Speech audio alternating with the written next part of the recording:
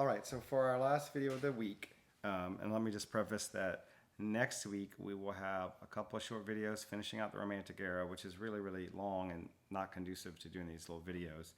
That would have been much better in class. And then we'll start the 20th century. Now, there is a documentary that we'll watch that at least half of the homework questions are going to come from. So you're going to want to watch that documentary because the 20th century has some cataclysmic events in it. Obviously, World War I and World War II. And World War II in particular has a profound effect in music and art and culture. And we can never listen to music of the 20th century as if we lived in the time of Mozart. So the last piece that we're going to talk about in sort of the program symphony is a work of sort of nationalistic flair. And one of the things that happens during this sort of nostalgia that we talked about in the Mahler video is that cultures or composers begin to struggle for their independence throughout Europe, or at least the culture does.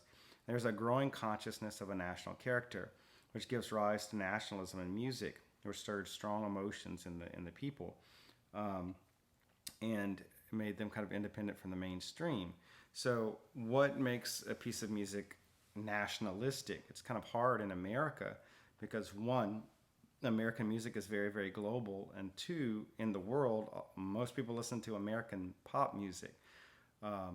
Even a French foreign exchange student I had, I asked what his favorite French music was, and he said he only listened to American music. He didn't listen to French music, even though French was his native language. So how do you evoke national character? You quote folk songs, patriotic songs, national hymns, anthems, national dances, folk tales, folk legends, literary traditions, landmarks, right? So in America, this is kind of tricky. While one could easily regionalize something and very easily say, this is Cajun music, or this is Creole music, or this is Appalachian folk music, to say this is American as a blanket statement would be very, very difficult. Outside of something like the Star Spangled Banner or Yankee Doodle Dandy, we don't really have nationalistic music here. But that wasn't the case. Please ignore the security horn of somebody. This nationalistic idea also leads to an interest in other cultures, and we get people being interested in exoticism. So Western Europe meets Asian cultures and gets interested in some Asian music ideas. We get the idea of cultures trying to evoke the sound of other cultures. Oddly enough, the most famous piece of Spanish music in opera is actually from the opera Carmen by French composer Bizet. So the most famous Spanish opera is by a French composer.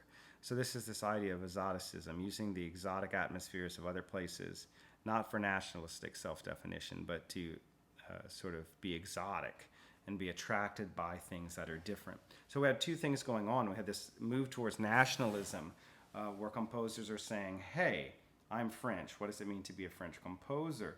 If you notice, almost everybody we've studied has been Austrian or German, or also at the turn of the 20th century, which hopefully you know what happens with Germany. So we get this idea right away that composers are starting to say, well, wait a minute, why did I study all this German music? I'm French. What does it mean to be French? What would French music sound like if French music didn't study Beethoven? What makes music French, or what makes music, in this case, Russian, right? So if you studied in the St. Petersburg Conservatory in Russia, you would have been studying Western music. And obviously, Western European music is not the same as Russian music. Russia doesn't even use the same alphabet as Europe. And so we get a very, very different idea of what music is. So the piece they chose in our book is Pictures at an Exhibition by the Russian composer Modest Mussorgsky. Now, Mussorgsky was an alcoholic who died from side effects of that. He is one of a group of composers called the Mighty Kuchka, or the Mighty Five, Russian composers who became really, really famous during their time period. Mussorgsky dies in 1881, even though Mahler lives longer. Mahler attaches to nationalism in a different way because he's not connected to only one culture. So what makes music Russian? Well, in Modest Mussorgsky's Pictures at an Exhibition, each of the pieces are designed after paintings that were on an exhibition at a Russian art gallery. And most of them are going to use Russian folk music, Russian church hymns, or pseudo-Russian folk music. Use different scales, like use the pentatonic scale, as opposed to the major and minor scale. And again, the pentatonic scale is the one that's in most American pop music too, in a lot of ways.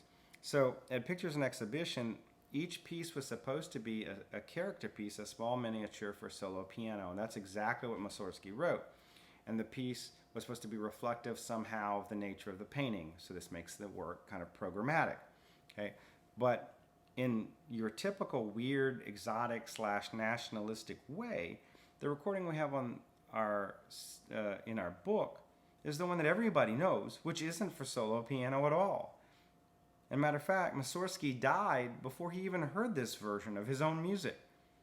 And this is the orchestral version, scored for orchestra by the French composer Maurice Ravel in 1922, between the wars. So here we have character pieces designed to be Russian, performed to Russian paintings, and most people don't know those versions. They know the version for orchestra, which was made for orchestra by a French composer who tried to make the orchestration sound Russian.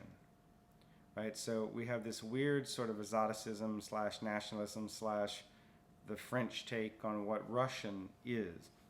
Okay. So in these set pieces, I want you to listen to The Great Gate at Kiev and Nomus, Gnomus. I'll put the links. Again, Nomus is the drawing of a Russian folk art nutcracker. The nutcracker that we use for Christmas is not European, it's Russian. And it's macabre music for a grotesque figure. Lurching rhythms depict the gnome's clumsy movements. And then The Great Gate of Kiev uses a quiet Russian hymn and this majestic processional theme, which kind of sounds like the NBC theme for the Olympics, to be honest with you. So you can look into the idea of exoticism and nationalism by listening to Modest Mussorgsky's Pictures and Exhibition. There are definitely plenty of Russian elements in it, but the version that most people know is for orchestra by a French composer who reset the idea. So there's nothing more sort of exotic in a way than a Frenchman taking a Russian piece, scoring it for orchestra, trying to make it sound Russian. So make sure you listen to those 2 excerpts. And you can actually find the pictures online. If you do a Google search and hit images, you'll find the actual paintings that were designed to have the music played for at the exhibition. See you next week. Same bat channel,